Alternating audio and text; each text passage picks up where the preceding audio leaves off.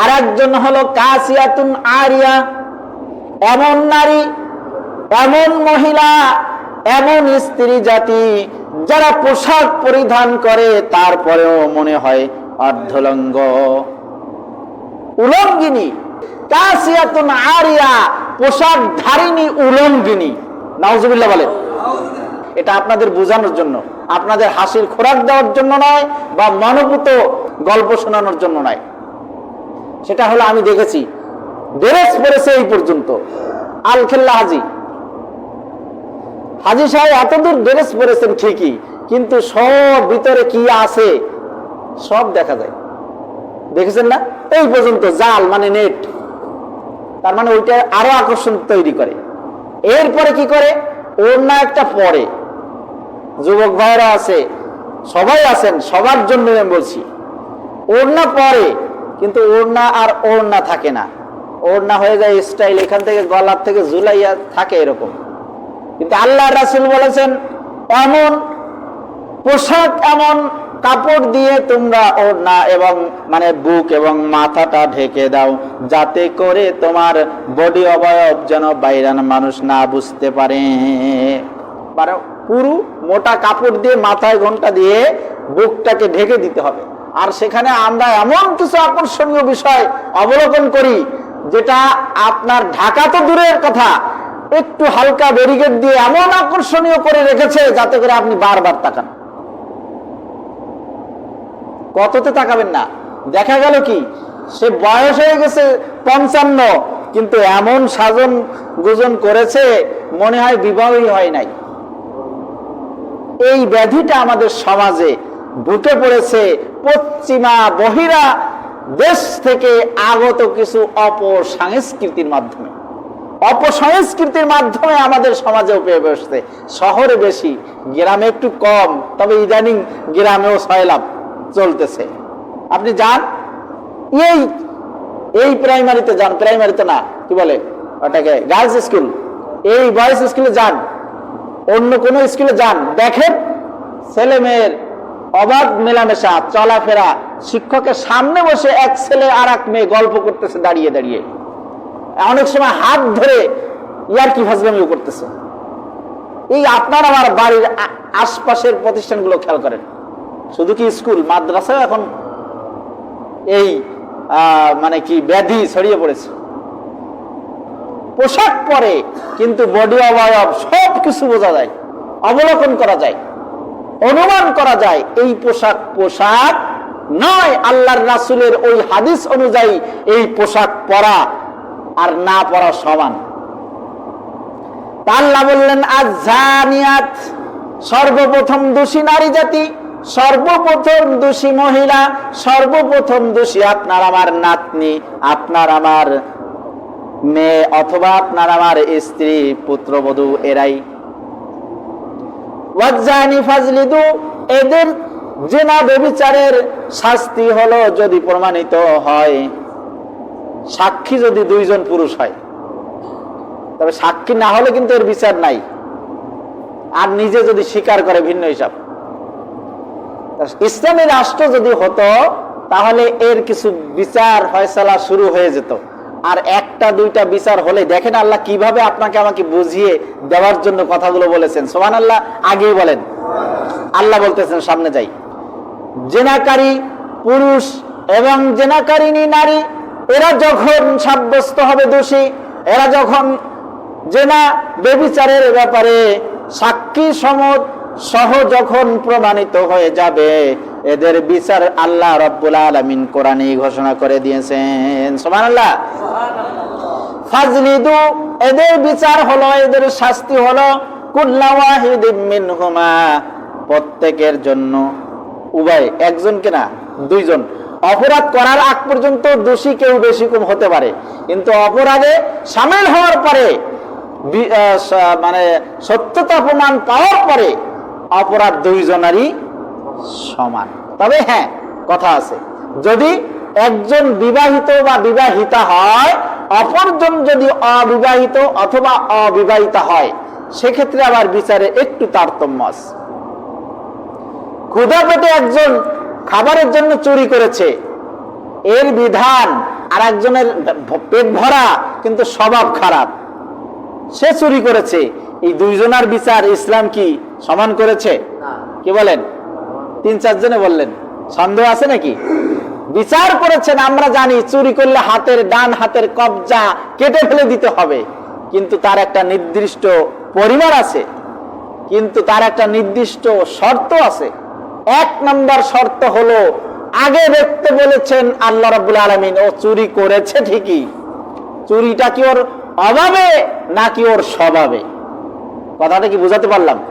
চুরিটা কি ওর পেটের দায় কিনা, চুরিটা কি ওর অভাবের কারণে কিনা, চুরিটা কি ওর পরিবারের কষ্ট লাঘব করার জন্য কিনা, এইটা আগে দেখো, তারপরে বিচার কার্য সম্পাদন করো।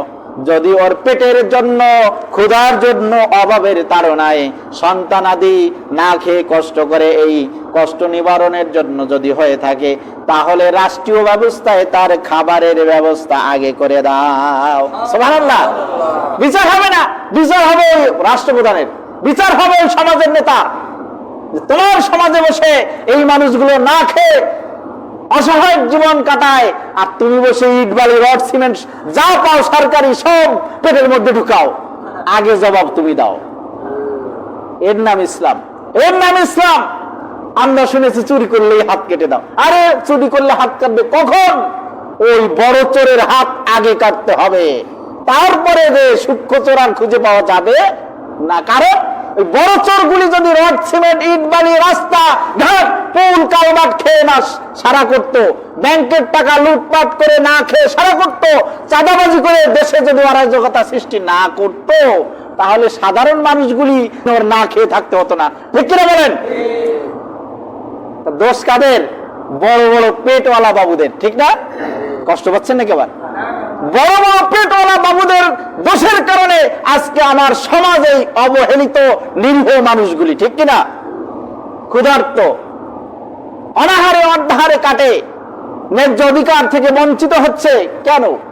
সরকারি বাজেট কিন্তু কম থাকে না, যেটা আমরা টের পেয়েছি এই বিগত বছর দেড়েকের মধ্যে।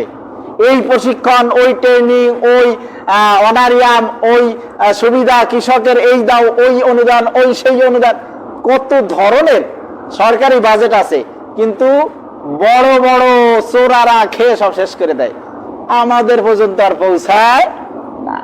তো এজন্য চুরিরও বিধান আছে, কথা হবে অন্য দিনে ইনশাল্লাহ।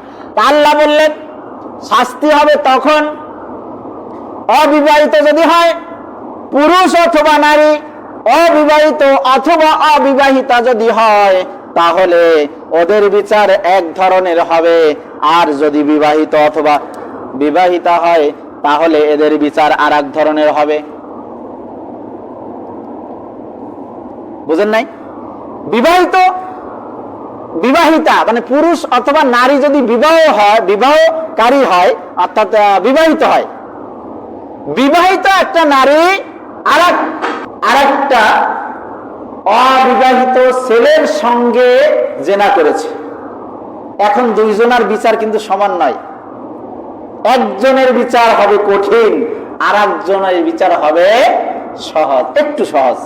কারণ ও ক্ষুধার্ত, অবিবাহিত থাকার কারণে ওর বিচারটা ওইভাবে সরাসরি কঠিন করেন নাই। এর নাম ইসলাম।